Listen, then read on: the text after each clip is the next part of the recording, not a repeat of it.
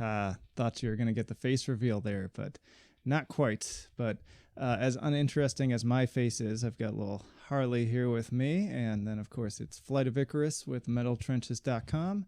But yeah, please do subscribe to the channel if you haven't already. Of course, like the video if you enjoyed, share it with others. But the Tool album is listenable at this point, and so I could not go without sharing my thoughts on it, of course, having been a longtime fan of the band, as some of you know from the other video that I did not too long ago in the Bands That Changed My Life series. But I have spent pretty much all day listening to Fear Inoculum on repeat, and first and foremost, I like it quite a bit, and especially since I probably listened to it about 6 times in a row without breaks in between, and it never got old. So there's something to be said about that. It's defied my expectations, and it almost goes without saying that it's no Lateralis or Anima, but it's definitely a lot better than I expected. So just kicking off with my initial thoughts. Yes, hi puppers. It's not an album that really jumps out at you. There's no schism, there's no stink fist, there's no the pot, there's no real singles, so to speak. There's definitely some killer moments that I'm going to get into, but as far as tracks go, they're all long, they're all journeys, and it's just not really about that radio moment. So that said, I like it a lot more than 10,000 Days as an album. I think it's far more consistent. Because whereas 10,000 Days, I have whole portions of that album that I feel like are just kind of filler that I regularly skip over. But even with the lengthy runtimes here and the repetition, Fear Inoculum, I'm always engaged. If you think of it in terms of a graph of songwriting quality, 10,000 Days kind of has a lot of extreme peaks and valleys, whereas with Fear Inoculum, it's kind of just a nice even plateau pretty much the whole way through, with a few little ups and downs here and there. And also, it's very chill. This is definitely the most chill Tool album they've ever done. It has some punctuated climaxes here and there, but nothing really heavy. There's no prying open my third eye moments, nothing like that. This is much more introspective and just relaxed, which Harley is not right now. You had enough? Okay. Good dog. So getting back to what I was saying though, even though it doesn't have those distinct singles, it definitely has passages that call back to previous albums. There are a lot of references and allusions to especially the last 2 albums. I'd say the production and a lot of the riffs are most reminiscent of Lateralis, which I'm really going to get into in much more detail.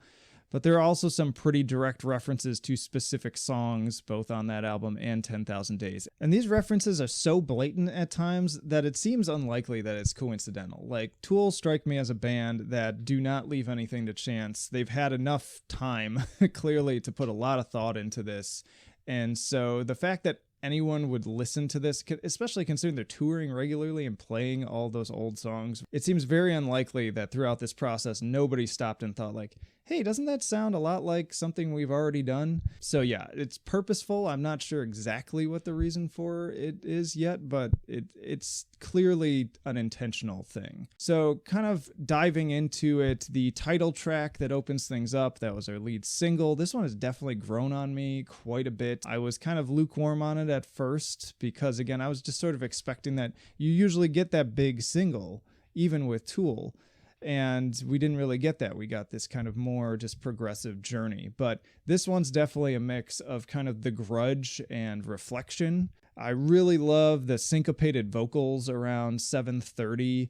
Again, it kind of reminds me of the wear the grudge like a crown, negativity, that thing, but in a higher pitch. Also, I can't remember if it was Alkaloid or Obscura, but they had a song recently that kind of did a very similar thing to this part, and it's a standout moment of the album. Then there's Pneuma coming next. This one has some really strong The Patient vibes.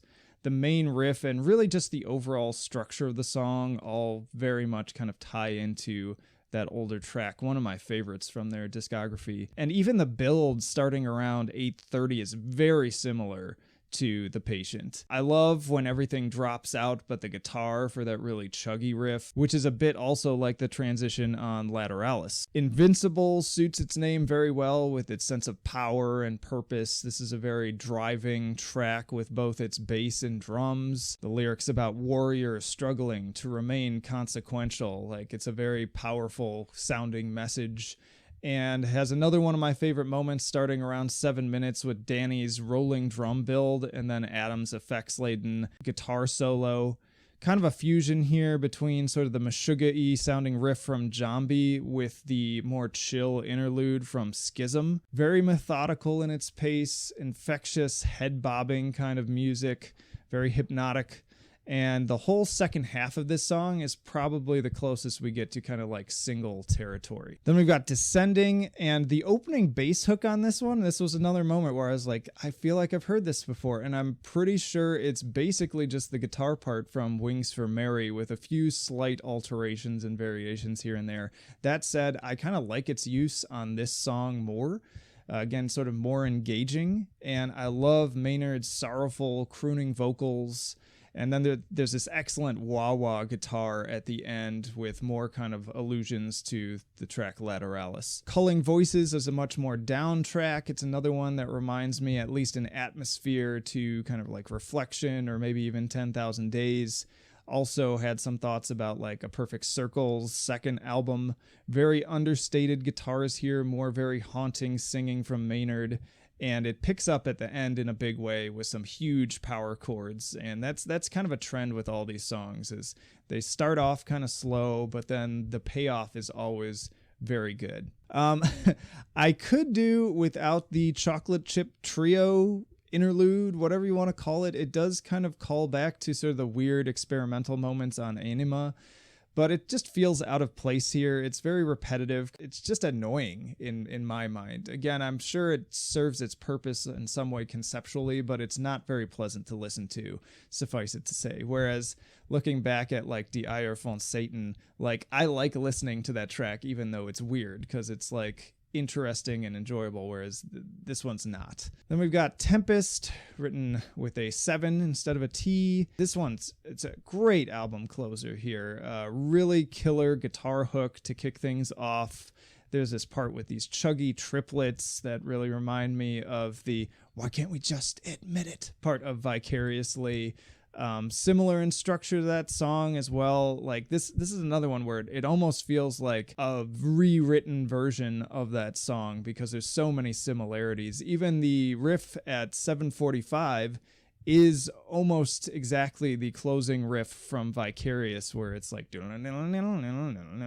really heavy like tapping pull off part. This is probably the heaviest track on the album, which is appropriate because again it's kind of closing things out with a pretty good bang, and it's the hardest it gets, and that's not really saying much though, because again this is not really a super metal album. It is first and foremost just a post-metal prog opus taking you on a journey. So as far as my favorite tracks, I've become very fond of Tempest as a conclusion. I also really love Pneuma. It's just a very like comforting track. It kind of like wraps you up in this blanket.